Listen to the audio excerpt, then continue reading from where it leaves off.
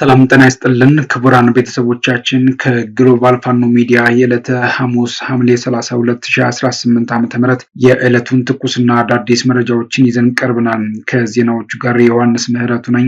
እስከ መጨረሻው አብራችሁን ቆይታ እንድታደርጉ በአክብሮት ጋብዛለሁ። አብራችሁን ቆዩ። በቅድሚያም አርዕስተ ዜናዎችን እናስደምጣችሁ።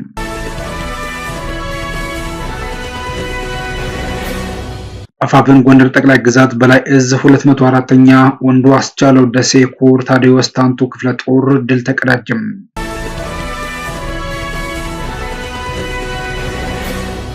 ህወሓት በፌዴራል መንግስቱ ስም ትግራይ ውስጥ ጥቃት ለማድረስ ማቀዱ ተዘገበ።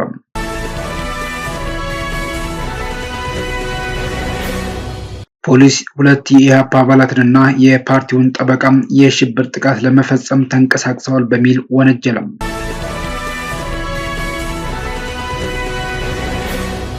በፌዴራል ከተሞች አጀንዳ ላይ የተነሳውን አዲስ የውሳኔ ሀሳብ በመቃወም ምክክር ኮሚሽን ላይ የተወያዮች መድረክ ረግጠው መውጣታቸው ተገለጸ።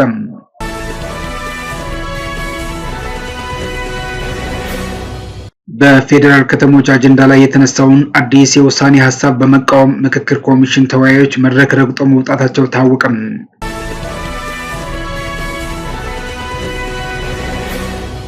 በፊንቴክ ማጭበርበር የተጠረጠሩ አርቲስቶች ያቀረቡት መቃወሚያ ውድቅ ተደረገ። ወደ ቀዳሚው ዜና እናልፋለን።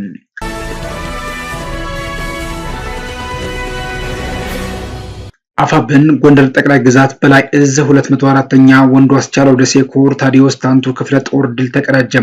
ከአርባያ ከተማ አቅጣጫ ወደ ምዕራብ በለሳ ቀጠና አሩኝ ከተማ የተንቀሳቀሰው ያገዛዙ ኃይል ብርቱ ክንድ አርፎበታል ተብሏል። አፋብን ጎንደር ጠቅላይ ግዛት በላይ እዝ የህዝብ ግንኙነት መምሪያ ኃላፊ እንዳስታወቀው በዘለሜና ፍንጭ ሚካኤል ሁለት አቅጣጫ የገባው ያገዛዙ ሰራዊት ሐምሌ 28 ቀን 2018 ዓ.ም ከጧቱ 12 ሰዓት ጀምሮ እስከ ግማሽ ቀን በቆየ አውደ ውጊያ ከፍተኛ ድል ተቀዳጅቷል ተብሏል። ጠላት ከተንቀሳቀሰበት አርባያ መረጃው የነበረው ክፍለ ጦሩ ወታደራዊ ስትራቴጂካዊ ቦታዎችን በመለየት 11 የመከላከያና የሚሊሻ አካላት የደመሰሰ ሲሆን ከ20 በላይ ቀላልና ከባድ የአካል ጉዳት ደርሶበታል። ያቀደውን ወታደራዊ ግብ ማሳካት ያልቻለውና በደረሰበት ከፍተኛ ምት ሞራሉ የፈረሰው የጠላት ኃይል ከፊት ለፊት ውጊያው በመሸሽ በንጹሃን ዜጎች ላይ ጭፍጨፋ ፈጽሟል ተብሏል።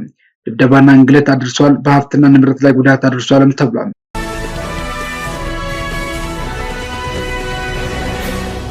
ህወሓት በፌዴራል መንግስቱ ስም ትግራይ ውስጥ ጥቃት ለማድረስ ማቀዱ ተዘገበ። ዘሆርን ሪቪው እንደዘገበው ህወሓት ከኤርትራ አካላት ጋር በመቀናጀት በትግራይ ውስጥ ጥቃቶችን ፈጽሞ ኃላፊነቱን በፌዴራል መንግስት ላይ ለማሳረፍ እያቀደ ነው ሲል ዘግቧል። መገናኛ ብዙሃኑ አገኘሁት ባለው የደህንነት መረጃ ዘገባው የህወሓት አመራሮች በዛላምበሳ አካባቢ ከኤርትራ ወታደራዊና ሲቪል አካላት ጋር ተወያይተዋል ብሏል። ዘገባው እንደሚለው የተዘጋጀው እቅድ ወታደራዊ፣ ፖለቲካዊና የሚዲያ ዘመቻዎችን የሚያካትት ሲሆን ዓላማውም በክልሉ ውስጥ በፌዴራል መንግስት ላይ ቁጣና የህዝብ ተቃውሞ ማነሳሳት ነው ተብሏል። በዛላምበሳ ተደርጓል በተባለው ውይይት ወዲ በይተይ፣ ወዲ መድህንና ክንፈ ዳኘው የተባሉ አመራሮች ተሳትፈዋል ሲልም ዘገባው ጠቅሷል።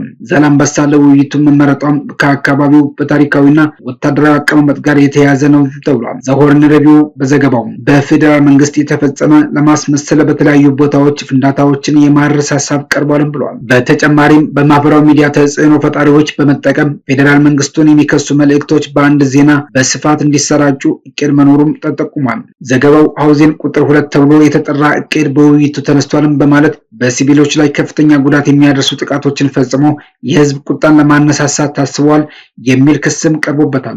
ከተጠቀሱት ኢላማዎች መካከል ከኤፈርት ጋር የተያዙ ድርጅቶችና ማምረቻዎች፣ ገበያዎች፣ የአውቶቡስና የትራንስፖርት ማዕከላት፣ ሆስፒታሎች፣ ቤተክርስቲያናት፣ መስጊዶችና ሌሎች የህዝብ መሰብሰቢያ ቦታዎች እንደሚገኙበትም ነው የተገለጸው። በሌላ በኩል በራያ፣ በአላ፣ ዞብል፣ ዋጃ፣ ጥሙጋ፣ መኮንንና ኮረም አቅጣጫዎች ምሽጎች እየተቆፈሩና ከፍተኛ ወታደራዊ ስምሪት እየተካሄደ ነው ሲልም ዘገባው ጨምሮ አመላክቷል።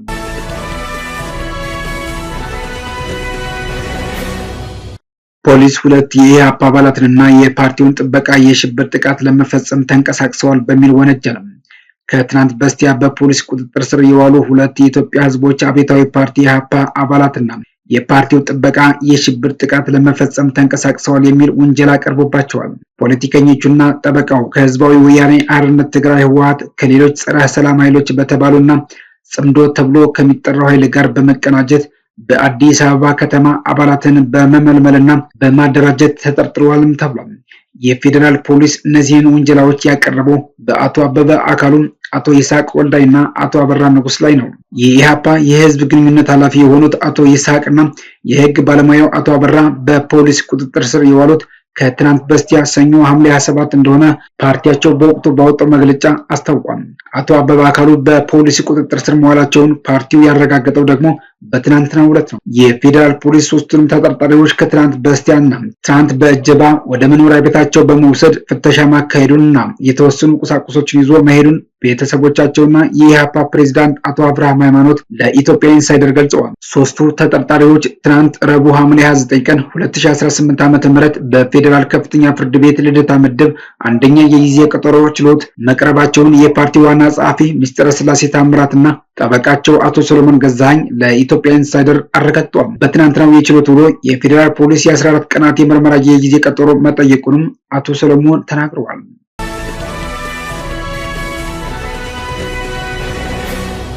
በፌዴራል ከተሞች አጀንዳ ላይ የተነሳውን አዲስ የውሳኔ ሀሳብ በመቃወም በምክክር ኮሚሽኑ ተወያዮች መድረክ ረግጠው ወጡ።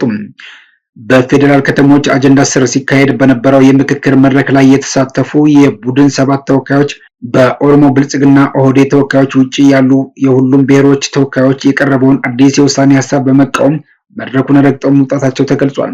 ያለፉት 4 ሳምንታት ያህል ሲካሄድ በነበረው በዚህ ውይይት በተለይም በአዲስ አበባ ከተማ የወደፊት አስተዳደራዊ ወሰንና አወቃቀር ላይ ትኩረት ያደረጉ 4 ዋና ዋና አማራጮች ቀርበው ሲመከሩበት ሰንብተዋል። አማራጮችም አዲስ አበባ ራስ ገዝ የፌዴራል አካል፣ ራሷን የቻለች ክልል ወይም የኦሮሚያ አካላት ትሁን የሚሉ ነበሩ። በውይይቱ ወቅት አብዛኞቹ ተሳታፊዎች ከተማዋ የፌዴራል አካል መሆን አለባት የሚለውን ሐሳብ በስፋት የደገፉ ሲሆን 48 አባላት ባሉት አንድ ቡድን ውስጥ 44ቱ ተወያዮች የፌዴራል አካል እንድትሆን ሲደግፉ፣ 4ቱ ደግሞ የኦሮሚያ አካል እንድትሆን በሚል ምክረ ሐሳብ ማቅረባቸው ተጠቅሷል። በሌሎች ተመሳሳይ ቡድኖችም በተመሳሳይ የድምጽ ውጤት እንደነበረም ተመላክቷል።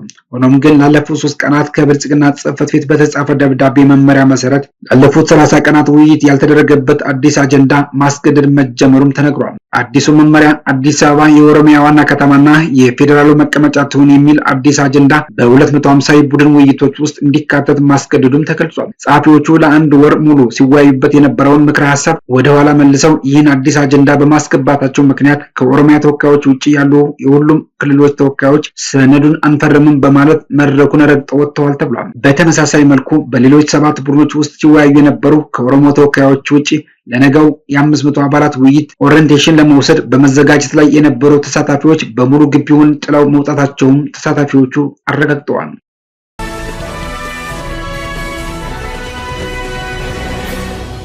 በፊንቴክ ማጭበርበር የተጠረጠሩ አርቲስቶች ያቀረቡት መቃወሚያ ውድቅ ተደረገ።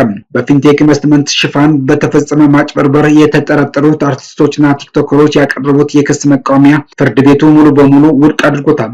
ተከሳሾች የሰራነው የማስታወቂያ ስራ እንጂ የኮምፒውተር ማጭበርበር ወንጀል አልፈጸሙም ሲሉ ያቀረቡትን መቃወሚያ የፌዴራል ከፍተኛ ፍርድ ቤት ልደታ ምድብ ችሎት ውድቅ አድርጎታል። ተከሳሾቹ እግረኛው በተሰኘ የማህበራዊ ሚዲያ ገጽ ላይ መግለጫ መስጠታቸውን ተከትሎ ድርጊቱ በፍትህ ሂደቱ ላይ ተጽዕኖ ያሳድራል በሚል ፍርድ ቤቱ ጉዳዩን ለማጣራት ጋዜጠኛ ተክለሃይማኖት አዳንና ጠበቃው አበባው አበበ በችሎት ተገኝተው የእምነት ክህደት ቃላቸውን እንዲሰጡ ለጥቅምት 2 ቀን 2019 ዓ.ም ተለዋጭ ቀጠሮ ሰጡ።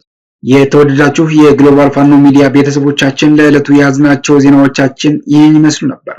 አብራችሁን ስለነበራችሁ ምስጋናችን ከልብ ነው። በየቀኑ የምናቀርባቸውን ትኩስና ወቅታዊ መረጃዎች እንዲደርሷችሁ ላይክ፣ ሼር እና ሰብስክራይብ በማድረግ ቋሚ ቤተሰብ እንድትሆኑ እንጋብዛለን። ነገ በዚህ ሰዓት በዕለታዊና አዳዲስ መረጃዎች እንገናኛለን። እስከዚያው ግን ሰላም ዋሉ።